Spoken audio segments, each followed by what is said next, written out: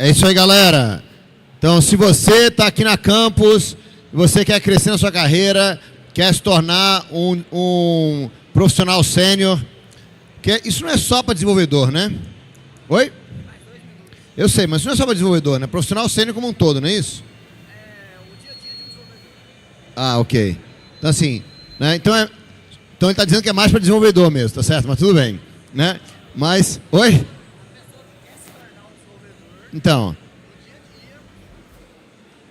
Bom, pessoal, é mais o dia a dia de um desenvolvedor. Se você está começando na carreira, você vai aprender como que um sênior trabalha, e aí você vai ver, eu posso começar por aqui.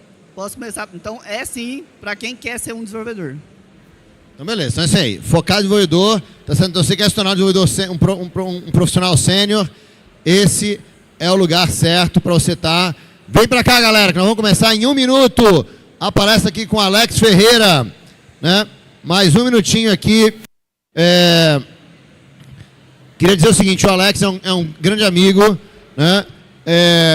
Está fazendo um trabalho fantástico aí na área de testes, na área de desenvolvimento de software, na empresa dele, né? E a gente vai, e é um desenvolvedor pós-sênior, na verdade, tá certo, né? Eu acho que é um cara que já cresceu na carreira, está atingindo cada vez mais resultados, né? A esposa dele está aqui, não me deixa mentir que ele está fazendo um trabalho bom, não está fazendo? Aí, ó, tá certo? É isso aí. Então, sem mais delongas, então, com vocês, Alex Ferreira, falando aqui sobre o caminho trilhado do desenvolvedor sênior. Uma salva de palmas para o Alex. Muito obrigado, Bruno. E aí, pessoal, estão gostando da Campus Party? Tá top, né? Esse evento é muito massa, né? Bom, pessoal, eu me chamo Alex, como o Bruno falou, e eu vim aqui hoje para demonstrar um pouco do dia a dia do desenvolvedor de software. Todos aqui são desenvolvedores ou já conhecem a área, como é que é? A maioria dos desenvolvedores? Todo mundo? A maioria? Talvez essa parte inicial aqui, então, talvez já seja mais introdutória para quem quer começar a ser um desenvolvedor, né? A parte mais para cativar mais desenvolvedores, né? Bom, para começar, a gente tem que entender, então, o que é a carreira de TI. Por que está atraindo tanto talento, né, para essa área? Para começar, a gente vê esse número enorme aí, 53 mil formandos por ano no Brasil para a carreira de TI. Aí a gente pensa, é um número muito grande, 53 mil, mas não, é um número pequeno. Por quê? A quantidade de vagas que precisam por ano é 159 mil. Então é um número muito pequeno. Para quem está querendo começar na carreira, falta de demanda não vai ter. Opa! Estou banhando para o controle aqui, mas a gente vai pegando o jeito. Além disso, tem o Faz-me Rir, né? Faz-me Rir aí. A FGV, ela previu que 45 trilhões vai ser o faturamento na área de TI no Brasil até 2030. É muita grana. E aqui não é reais, aqui é dólares. Então é 45 trilhões de dólares. Tá, agora eu já conheço a carreira, já sei ali, né, o que me atrai. Com o que eu posso trabalhar na carreira? Eu posso trabalhar tanto com web, como desenvolvedor web, desenvolvedor back-end. Posso trabalhar com QA, desktop, embarcado, sistema de segurança e muito mais. Essa daqui é uma pesquisa do Código-Fonte, então vocês podem entrar lá e verificar mais dados sobre eles. Lá tem outras posições que você pode assumir na carreira de TI. Mas e o desenvolvedor de software? A gente está aqui para saber sobre o desenvolvedor de software, né? O desenvolvedor de software faz o quê? O desenvolvedor de software, ele entrega sistema, ele codifica. Então ele está ali trabalhando, codificando para fazer um sistema que vai te ajudar, por exemplo, aqui na Campus Party. Você teve que fazer um cadastro, passou por um sistema. Então o desenvolvedor de software estava por trás desse sistema. Mas ele só codifica? Ele só coda? Na nossa linguagem de desenvolvedor, ele só coda? Não. Ele precisa se comunicar com outras pessoas. Ele precisa se comunicar com um PO, um tech manager. Por quê? Porque a demanda vem da área de negócio. Então o desenvolvedor ele não só coda, ele também conversa com outras pessoas, ele tem que conversar com outras pessoas, ele tem que receber a demanda. Beleza, então eu já entendi a área, já sei o que um desenvolvedor faz, mas e quanto que um desenvolvedor tem de remuneração? Tem algum benefício aí em ser desenvolvedor? Tem sim. Aqui é a pesquisa do código-fonte e aqui a gente pode ver o salário da... Aqui é um gráfico, pessoal, eu coloquei só uma parte do gráfico, mas vocês podem entrar lá e ver qual que é realmente o salário do pessoal. E aqui eu peguei a coluna que tem mais dados, então é a que tem mais pessoas. Por exemplo, ali em back-end 441. O salário está de 12 a 15K. Então, eu acho que dá para viver bem com isso aí, né? Mas agora é a parte de vocês participarem da palestra. Eu vou abrir aqui um link e vocês vão escrever qual que é... Deixa eu só trocar aqui.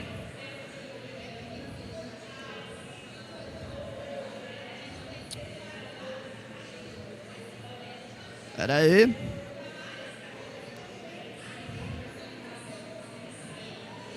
Eu vou abrir aqui para votação. Vocês vão entrar nesse site aqui, mente.com, e vai digitar esse código 4986-9376 ou escanear o QR Code. E eu vou dar um minutinho para vocês votarem.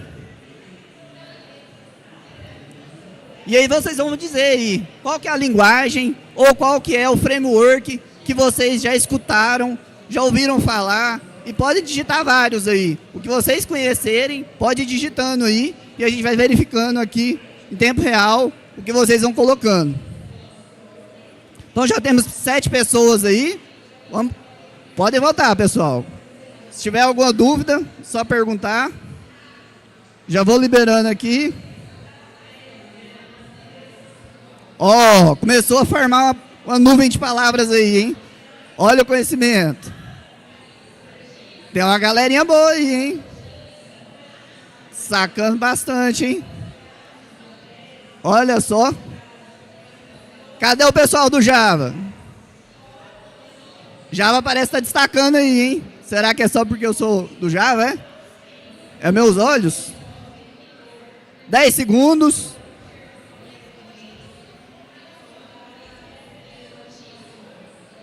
Vai acabar, vai acabar. Quem mais? Quem mais? Acabou! Bom, pessoal, essa daqui, então, é o que apavora um desenvolvedor quando vai começar, quando está no início de carreira. Por quê? Porque você olha essa sopinha de letras aqui e você, nossa, eu vou ter que aprender isso tudo para ser um desenvolvedor? Eu vou ter que aprender para hoje, para amanhã ou para quando eu for começar a trabalhar? Quanto que eu vou ter que aprender isso tudo? Calma, não precisem apavorar. Você não vai ter que aprender isso aqui tudo. Cada um tem o seu nicho, cada um tem o seu objetivo e facilita mais para você no seu dia a dia. Depende da área. Espera aí.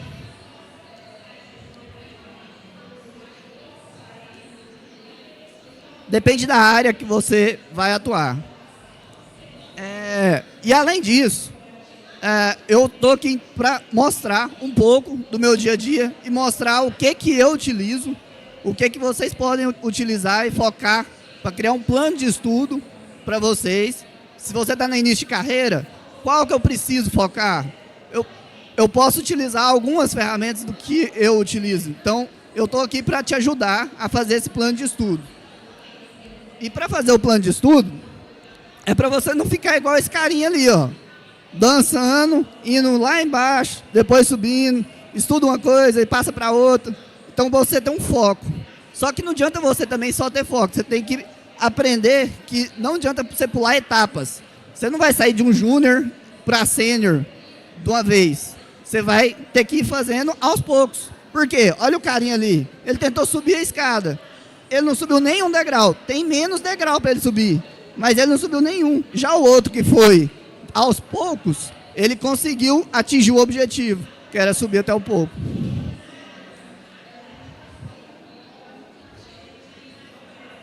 Travou um pouquinho aqui, mas nós vai. Mas antes de eu mostrar o meu dia a dia, ou de um desenvolvedor sênior, eu preciso fazer alguns alertas aqui também. O primeiro alerta é que a gente tem que entender que as ferramentas aplicadas aqui, que eu vou demonstrar, elas são de um certo contexto. Então, você tem que entender que nem sempre a grama é aquela velha história, né? A grama do vizinho é sempre mais verde que a minha. Se o vizinho está lá regando a grama dele 3 vezes ao dia, não quer dizer que se eu regar a minha 3 vezes ao dia, vai ficar verde igual a dele. Por quê? Porque talvez meu solo é diferente, o tanto de sol que bate na minha grama é diferente, então existe esse contexto diferente. Outra coisa é, as tecnologias estão mudando. Antes a gente tinha um computador grande, hoje a gente tem um celular na palma da mão que tem mais poder de processamento do que o computador. Bom, dados os avisos, agora sim a gente vai ver o dia a dia do desenvolvedor. O desenvolvedor, ele só codifica? Lá no início eu falei, ele só codifica? Não, ele tem todas essas etapas aqui. Ele passa por um refinamento, junto com o PO, ele codifica e depois ele faz a entrega do sistema e depois ele faz a manutenção. A manutenção é só correção de bug? Não. Ele verifica, por exemplo, as métricas do sistema e verifica se a quantidade de usuários, quando eu subir, aumentou. Se aumentou, o tempo de resposta reduziu ou aumentou. Então eu tenho que trabalhar para manter o sistema funcionando do jeito que ele funcionava antes, quando eu subi ele pela primeira vez. Beleza, então aqui está eu lá como desenvolvedor. Vamos dizer que o desenvolvedor trabalha num sistema de e-commerce e o PO chega para ele e fala: não, o Dev, eu quero que você faça uma integração desse sistema de e-commerce com um novo sistema de pagamento. Eu quero que você coloque o nosso sistema para receber, para o cliente poder pagar agora pela Bizbank. E aqui é um merchan, né? A Bizbank é a empresa que eu trabalho hoje. Graças a ela que eu tenho day off hoje, depois do feriado. Então eu pude estar aqui na palestra, palestrando para vocês. E aqui é um merchan, então, para a empresa. Beleza. E aí o PO, então, conversa com o Dev e passa os requisitos de software. E aqui vem a primeira ferramenta que o Dev, né, ele utiliza no seu dia a dia. O Gira, por exemplo. No Gira, essa ferramenta ela permite você escrever histórias e documentar todos os requisitos. Então o PO, que é uma pessoa não técnica, ela vai passar os requisitos para um desenvolvedor através de texto.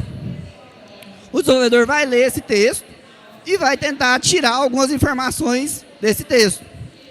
A segunda ferramenta que ele vai utilizar é o Draw.io, uma ferramenta de diagrama. O Draw.io, ele permite você desenhar, por exemplo, um modelo C4. E o modelo C4 ele tem 4 níveis. Um mais de negócio, então mais simples, e um outro mais técnico. Então, do 1 até o 4 vai ser o mais técnico.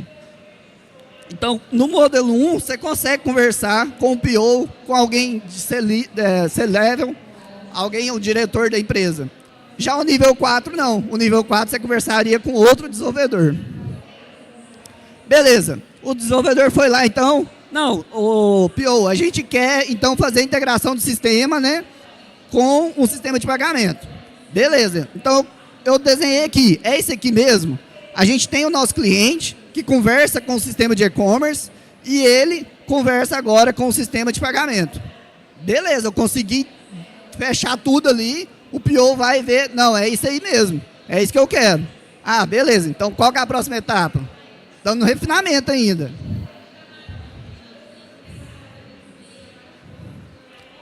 Aí ele passa para o nível 2. O nível 2, ele já vai extrair ali requisitos não funcionais. O que seria isso? Ah, o sistema vai ter quantos usuários? Vai ter 1000 usuários? Vai ter 10 mil? 1 milhão? Aqui que o desenvolvedor vai tirar esses requisitos não funcionais. São requisitos que vai, por exemplo, influenciar na escolha da infraestrutura. Então, eu vou ter 2 bancos de dados, vou ter réplicas, vou ter um servidor de leitura e outro de escrita. Aqui que ele vai conversar. Então, nessa parte, eu já tenho, dentro do sistema de e-commerce, eu tenho 2 containers. eu tenho o front-end e tenho uma API, um back-end. Quem vai conversar com o sistema de pagamento? Não é o front-end, é o back-end. Então aqui já entra mais um requisito. O PO, a gente vai comunicar direto? Vai ter VPN? Vai ter algum gateway? Vai ter segurança entre essa comunicação? Nesse desenho simples aqui, a gente tira todos os requisitos. Então aqui são os requisitos não funcionais. Beleza, desenhou os requisitos não funcionais, agora já vai para os requisitos funcionais. Agora ele já pode trazer outro desenvolvedor, ou trazer alguém mais técnico, e aí vai quebrar aquela API num componente, por exemplo, vários componentes em Spring. Então eu tenho ali um resource, aqui ficou ruim, mas seria dentro do container da API, seria você ter quem é o endpoint, quem está fazendo conexão com o banco de dados, os repositories, quem está fazendo a parte de service, os casos de uso.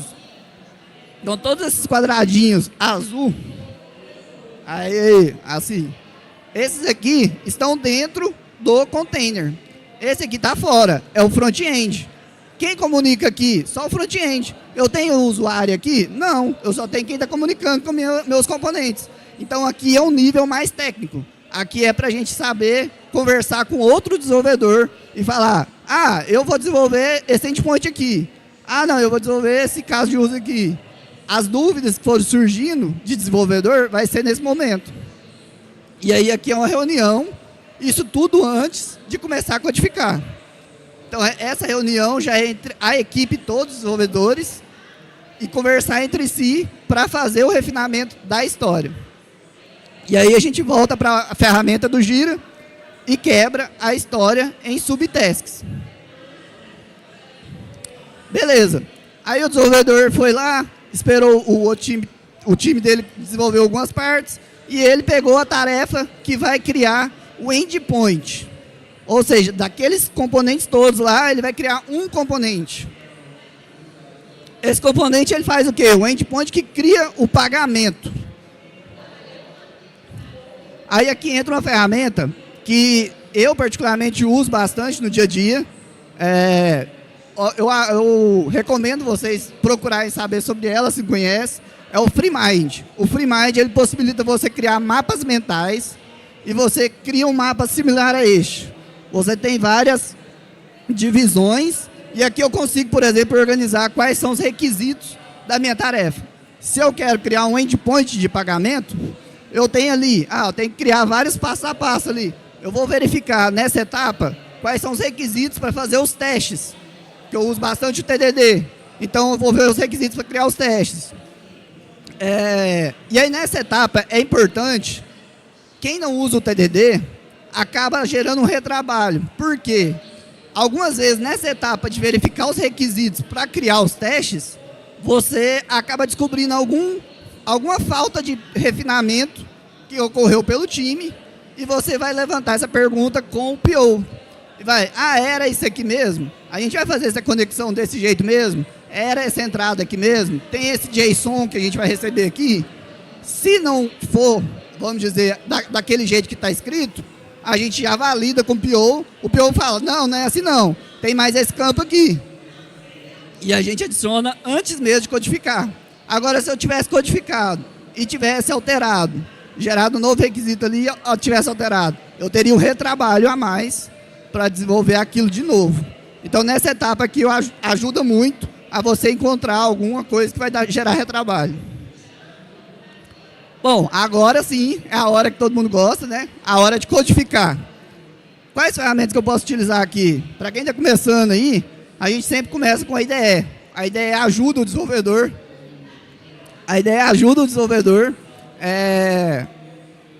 No dia a dia, facilitando ali, fazer configurações e tudo mais. Quando o desenvolvedor pega aquela requisição lá, eu quero criar uma endpoint. O que tem numa requisição? O que tem no endpoint? Você recebe uma entrada, recebe o input, valida esse input e vai retornar um código HTTP de erro ou de sucesso. Aqui entra, então, um novo, vamos dizer, um framework, né? Não é uma ferramenta, seria um framework. Aqui entra, então, o framework web. O framework web aqui foi utilizado para criar, então, um servidor HTTP que vai receber as requisições HTTP. Esse framework, ele sobe sozinho na IDE? Não, eu preciso baixar. Mas eu vou baixar na mão? Não, eu posso utilizar o Gradle. O Gradle, então, é um gerenciador de dependências. Então, aqui, existem outros gerenciadores de dependência, mas aqui eu estou citando o Gradle, é muito bom. Bom, subi o servidor HTTP com Spring. Aí agora eu preciso fazer os testes, né? Para fazer os testes, eu tenho uma biblioteca. Em Java, o JUnit 5. Ela permite criar testes, então cada ciclo ou fluxo diferente no seu diagrama, você vai criar um teste diferente. Então você tem um caso de sucesso e tem um caso de erro. Podem ter outros casos de erro. Nesse caso aqui está simples, vai ser só um caso de erro. Tá, mas esse teste, ele é de unidade ou de integração? Nesse caso, como é API, eu estou subindo o contexto do Spring. Então eu posso fazer um teste de integração. Eu vou ter que instalar o banco na mão? Não, eu posso utilizar outra biblioteca, chama Test Containers, que aí ela vai subir um container para você no Docker. E aí sim, você vai subir todo o contexto do Spring automaticamente e rodar o seu teste. Além disso, você pode utilizar outra ferramenta aqui, que é o Debeaver, para fazer conexão no seu banco e verificar se os dados que o teste gerou realmente foram os que você estava esperando. Então aqui você pode usar outra ferramenta. Aqui existem várias, PGAdmin, mas alguma ferramenta de banco de dados você vai ter que entender dela. Beleza. Codifiquei os testes, codifiquei a API. Eu posso entregar desse jeito? Não. Eu preciso fazer o teste local da aplicação. Então eu vou subir a aplicação com o Spring, como se fosse subindo em produção. Vou subir local na máquina e vou utilizar uma nova ferramenta aqui, que é o Postman. O Postman, ele vai me permitir fazer requisições HTTP para o meu servidor HTTP. Então aqui eu consigo testar realmente todas as camadas, desde a entrada, toda a infraestrutura que eu preciso para rodar o sistema e a saída. Beleza. O dev, então, passou aquela etapa da codificação e ele submeteu o PR dele com todos os códigos. Aí ele vai utilizar mais uma ferramenta, que é o GitHub Actions, ou Jenkins, outras ferramentas tem aí no mercado. Ela faz o quê? Ela valida o seu código que você acabou de subir para verificar se a qualidade do sistema vai ser mantida, mesmo se você está subindo um novo código. Vai fazer análise de código estático, rodar os seus testes. Aí depois que foi liberado para review, os outros devs do time vai avaliar o seu código e vai verificar se tem algum erro de padrão, verificar todo o fluxo ali se está certinho. Aprovou, mergeou. O que é mergear? Você jogou esse código seu, adicional, junto com o código que já estava rodando no sistema. Você vai então fazer o deploy da aplicação. Qual que é a ferramenta que a gente usa para fazer deploy? São várias. Nesse caso aí tem o Rancher. O Rancher possibilita você visualizar as coisas que estão subindo no Kubernetes. O Kubernetes é essa outra aplicação aqui, que possibilita você escalar o seu sistema. Lá eu tinha um container da API, mas se eu tiver 1000 usuários, eu preciso de mais containers para balancear a carga. Então aqui me possibilita fazer isso, fazer o balanceamento de carga. Pronto, dev subiu tudo, fez deploy da aplicação, testou, né? Será? Não, tem mais ferramenta. O dev, então, ele começa a analisar a situação da aplicação. Ele vai verificar se existe algum alerta de erro no Slack. Podem ter outras ferramentas aqui, mas alguma vai ser parecida. Então, é uma ferramenta de comunicação. As outras duas ferramentas é o Grafana e o New Relic.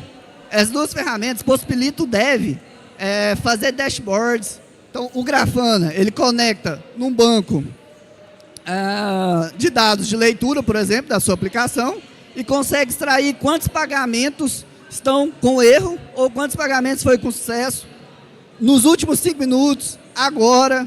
Então, você consegue criar dashboards de negócio. Já o New Relic, você extrai métricas mais de engenharia. Quantas requisições por minuto meu container X está recebendo? Quanto que minha API está recebendo de requisições? Os logs. Se eu tenho mais de um container, eu utilizo, por exemplo, o New Relic para fazer a agregação dos logs e você fazer um filtro de, por exemplo, o pagamento deu erro. Qual que é o número do produto do pagamento? Eu jogo lá no New Relic, coloco uma métrica para filtrar e obtenho qual que é os logs somente daquele produto. Beleza, deu erro. E aí? Aí sim aparece o alerta lá no Slack e aí o dev vai ter que usar outra ferramenta, que aí são os bancos de dados. Ou, por exemplo, o Kafka. Se você está usando um sistema assíncrono de mensageria, vai ter que utilizar o Kafka para reprocessar uma fila. Então, aqui, se deu erro, primeira coisa o dev vai verificar o quê? O erro está afetando em produção muitos clientes? Não, então tem que ser corrigido agora. No máximo, 1 minuto está pronto. Então ele vai ter que fazer um script e rodar em produção. É ruim, mas vai ter que rodar. Não, ele dá para aguentar, não está afetando muitos usuários, dá para a gente corrigir, subir e depois reprocessar. Aí ele vai utilizar o Kafka para fazer o reprocessamento. Vamos dizer que tinha 10 pagamentos lá enfileirados. O dev foi lá, corrigiu o erro, era algum parâmetro que estava errado, ele corrigiu e ele resolve todos aqueles pagamentos que estavam enfileirados. Beleza, acabou? Não, o dev ainda, aqui já é mais para o sênior, né? Mas ele vai trazer para o time experiências, como por exemplo essa da Campus Party. Você vai verificar tecnologias novas e vai trazer para o time, através de um PowerPoint, por exemplo, o que ele aprendeu num evento como esse. E aí ele pode usar uma POC, uma prova de conceito de uma nova tecnologia, e trazer para o time como uma apresentação. Ou então ele documenta ali através do Confluence, que é uma nova ferramenta, né? Mais uma ferramenta, para o time aprender, né? Verificar o que ele está passando. Beleza. E o plano de estudo, né? Que eu tinha falado. Agora vem o plano de estudo. Para um dev back-end, você quer ser back-end, eu recomendo isso aqui pelo menos. Uma linguagem de programação, foca nela e aprende. É igual o Hugo falou, são várias linguagens, a gente viu aqui, são várias linguagens. Foca em uma, que o mercado está bem, vai lá na pesquisa do código-fonte e verifica qual que é a melhor linguagem. Eu, como javeiro, né, recomendo o Java aí. Ela é mais robusta, tem bastante mercado e a comunidade é bem grande. Mas nem tudo são flores. A gente tem aí, né, o Kotlin surgindo, né? Hoje eu trabalho com o Kotlin, mas eu comecei com o Java. E aí eu recomendo para quem for começar, começa com o Java para entender os conceitos e depois migra para o Kotlin. Porque aí você já sabe o que o Kotlin melhorou no Java. Você não começa já direto no Kotlin ali e fica boiando, tentando entender o que é uma funcionalidade ali do Kotlin. As outras ferramentas aqui, é a que eu te falei, né? O FreeMind, o Docker. Eu acho que o Docker, para quem está começando, já é uma ferramenta que eu recomendo. Porque ela facilita muito no dia a dia. Você não precisa ficar instalando vários bancos de dados. Você simplesmente coloca o nome e a versão e já tem tudo funcionando na sua máquina, já só pode codar, fazer um Hello World ali funcionando, belezinha. O Postman, tem o Insomnia, tem o Postman, seria uma ferramenta para fazer requisições HTTP. Então, se você vai mexer com back-end, você vai ter que fazer requisições HTTP.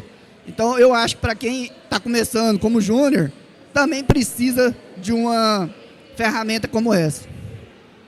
O Draw.io, eu colocaria como opcional para o júnior.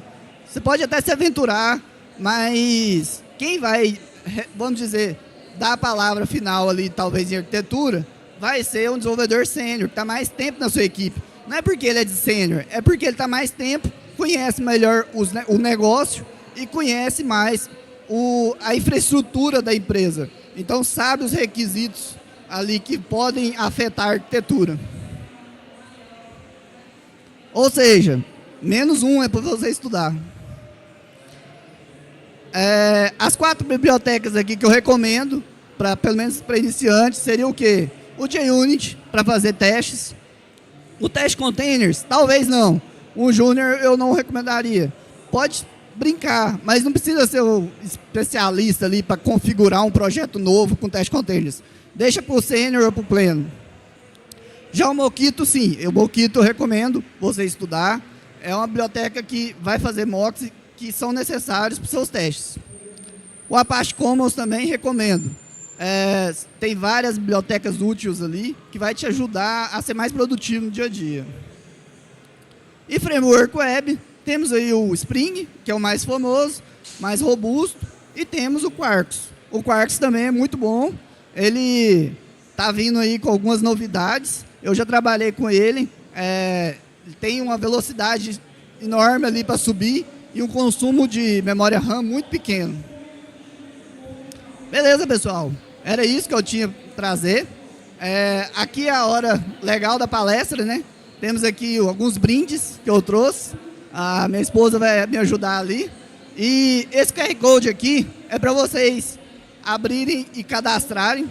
E aí vocês vão ter o meu contato e eu vou ter o contato de vocês. E vocês vão poder fazer mais perguntas, além das que a gente não puder responder aqui agora. Vou dar um tempinho aí para vocês se cadastrando. Os 10 primeiros vão ganhar uma caneta touchscreen com um bombom.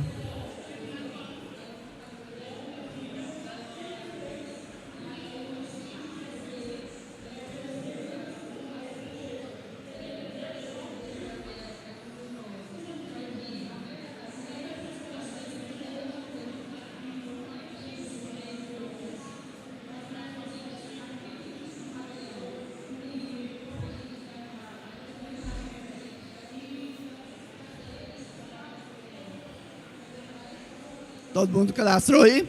Ferrou? Uma? Ó, ela já me falou que só pode responder uma pergunta. Então, cadastrem aí que vocês respondem mais perguntas. Vocês vão ter mais chance de responder mais perguntas. Todo mundo pegou? Posso passar para o próximo slide? Beleza? Bom, pessoal, então era isso. Espero ter tirado aí algumas dúvidas de vocês. É pouco tempo, vocês viram que é muita coisa. Eu tentei colocar o máximo de coisas, mas não cabe. 30 minutos é muito pouco. Deixa aí meus contatos, tem o LinkedIn, tem esse Dev2, que é onde que eu posto alguns artigos. Tá saindo algum do forno aí. Daqui uma semana mais ou menos deve sair mais um. E tem o meu site aí, que tem algumas palestras que eu já dei até na Campus Party aqui, todas as 3 vezes. E alguma pergunta? Não? Então, encerrado. É isso aí, pessoal. Valeu!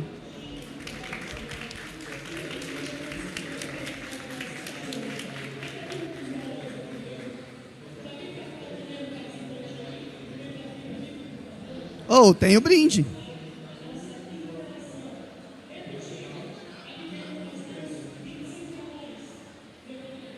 Gustavo, Murilo, Paola, Matheus, Marcos Felipe, Marcos Alexandre, Paulo Freitas, Deida e Fábio. Vai ali comigo que vocês ganharam.